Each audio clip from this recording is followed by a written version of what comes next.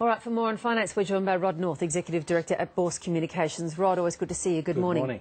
Now, the Aussie market's looking reasonably positive at the moment. The Aussie market will do quite well today because of the holiday. We've had a good lead from Wall Street from Friday and then last night. And in particular, the good news on Friday was those 200,000 odd jobs added in the US, which interestingly enough, if you add them all up over consecutive months for the last year or so, you'll see that the US now has restored pretty much the job position to where it was, just before the GFC started in 2008. So that's pretty encouraging, and that's sort of helping to power their market because the Dow Jones and the S&P just keep, getting to even greater records. So I suppose at some point thinking, well, when is the market going to have a bit of a pullback? Ours is sort of being dragged up, as a result of that, but we've got to sort of look to see where some of our bigger guns, like the BHPs and the banks, can help do that. And it's going to be a little bit harder for us, I think. And speaking of BHP Billiton, we just reported the news of those redundancies in the Pilbara. On top of the redundancies just last week, are we seeing more of this sort of thing in the mining companies? Well, I think yes, because we have seen, substantial reversal in commodity prices, but in particular iron ore. So I think there'll be a bit of a readjustment period going on. I was over in Perth just recently, and certainly the mood was that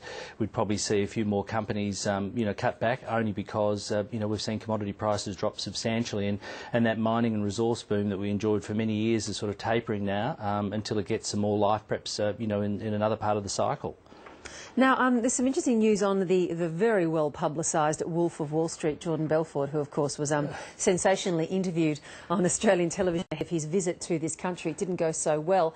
Tickets for his live appearance aren't going so well, it seems. No, it seems as if he's had to drop the price by 70%, and Scoop on are trying to move them at the moment. I mean, he's doing a national tour around Australia, and off the back of, his book and the movie and the whole bit. But the one thing people have got to remember is, this guy, has done a few things in his lifetime that perhaps he wouldn't be too proud of, and I think one of the things, obviously, is that there's still $100 million in restitution that's got to be paid to a lot of the people that he was advising, well, that's a lot of discounted tickets he's got to sell. That's a lot of discounted tickets, and the interesting thing is that I think the authorities in the US are sort of trying to work out how they can get some information on the management company that's running all this in Australia. But Jordan Belfort, I think, is a very skilled salesman, but when it comes to sort of finance and all of that, I'd probably take a wide berth. Don't touch with a barge pole. Absolutely. I think is the appropriate advice, Rod. Rod, good to see you this morning. Thank you. Thanks very much. Now,